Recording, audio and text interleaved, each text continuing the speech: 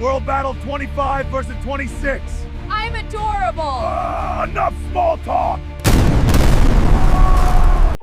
Welcome back to my channel. It's been a while since I've done a video. I think it was last World Battle, but here we are again for another World Battle. So this time it's World 25 versus World 26. We're at the end of getting towards the end of day 5 now, and as you can see from the scoreboard, we've been completely hammered by 26. So preparation phase, definitely a loss for 25. We didn't do too badly at the start.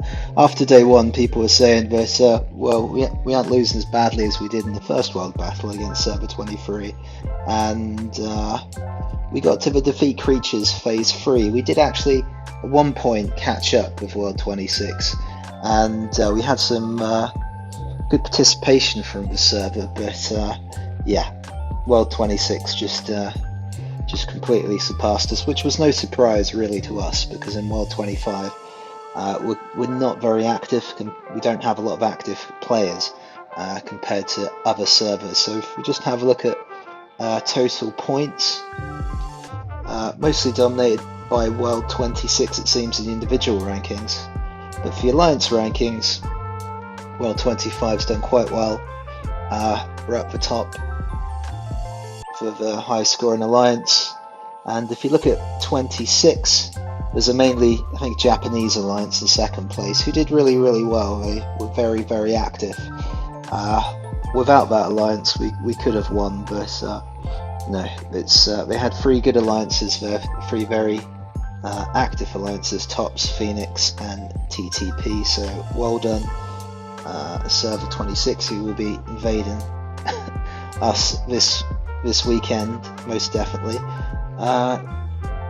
So if we just have a little look at how the server's doing on 25, this might be of interest to Server 26 people if there's anyone looking at this. So we're pretty much a server that's dominated by one main powerful clan, the World 25, but we've also had a new clan form, Edo, which was formed from the remnants of DGH, because unfortunately the leader, Pons, quit. So that often happens in these type of war games, that clans just leaders lose interest and players merge from one clan to another. So that's what's happened. And so we've got quite an active second place alliance now, which is very good. And they'll come to help us at St. Val, which is really good. And SRVT are also planning on helping us as well for St. Val, which will be quite good. And even though we're a small server, we have quite powerful little alliance. We're doing quite well. We have quite a few strong and active players in the alliance, which is very good. If you look on all world rankings, we did get up to 2, but at the moment we're the 6th highest rated alliance, which is pretty good. We were second place, but it seems like we've been knocked off a little bit now, but still doing quite well. And if we have a look at the power of World 26, so they have Tops who are ranked 30, and let's have a look, Phoenix who are ranked 26, TTP, whereabouts are those?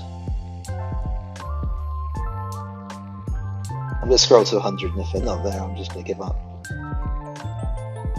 There we go, 98. So they've got 3 active alliances, so already I can tell that the weekend for the St. Vale battle we're going to be outgunned by 26. They should have more active players, but we do have some very strong players on World 25, and we have a little surprise for them, which should be quite interesting if we manage to pull it off. So this is exactly what happened on the first server battle against World 23. We lost the preparation phase, but then won the battle phase. So we'll see. So at the moment, we've had a few 26 players come into World Chat just to chat. I mean, 26 seems like a pretty cool chill server. They seem like a bunch of decent people from what I've seen, which is nice because our first experience of World Battle was against World 23, and they were a bunch of, how do I put it, Walking Dead role players, and the leader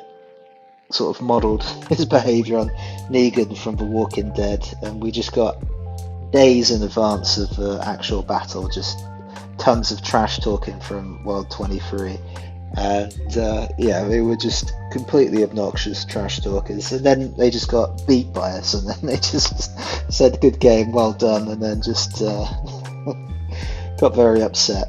And we have had World 23 come into our lobby chat quite a few times already, just to talk, do some trash talking on us, which is quite funny because they seem like quite bad losers. I just don't know why they're so obsessed with us. It must be our arch nemesis or something, but arch enemies. But there you go. So that's it for talk about World Battle. We just bit destroyed in preparation phase, but I pretty much think that we could. I think we've got a good shot. We'll see. This always depends on the battle phase. Depends on your participation. As long as the strongest players can actually attend. I mean, I've got a lot of family stuff taking place at the same time, so that'll be a bit tricky for me. But I'll make it. As long as we have a good turnout, I think we've got a good shot at winning. But 26 do have three active alliances, so they should have more active players, and they do have some strong players as well, just like us. So it'll be an interesting battle. I'll try and record as much as I can from the battle, because that'll be fun where I can. I'm doing a lot of stuff with family, but I'll see what I can do. As well as a world battle this week, we've had quite a surprise event which has popped up. This immediately came on the end of another skin event, so we've got them back to back now, and yeah, I mean, it says fuel up for survival. I think most players are fed up for survival at the moment because lots of players spent a lot of resources on the skins event for the Lucky Clover Irish themed event, and now they have nothing left for this event. So it's if this is what we can expect back-to-back skin events, then can't say that a lot of players will be too thrilled about where this is going. I mean, you should really get a skin event like once every month back to back is a bit too much really. But one of the problems we do have on server 25 is that we are quite a small server, so we do have a lot of players. If you look at in the total rankings, well, 25's winning so far with some individual players, but second place clan, which is not particularly high spending clan, spend a lot of resources on this event, then don't really have much to contribute in terms of resources for the world battle. So it's quite a problem really, and I can't really blame those players because skin, the reward for this is getting the mansion skin, which is you know, an extra 2% buff to attack, so that's quite a nice reward, and you don't really get that much out of participation from World Battle if you're not going to go for the very high rank. So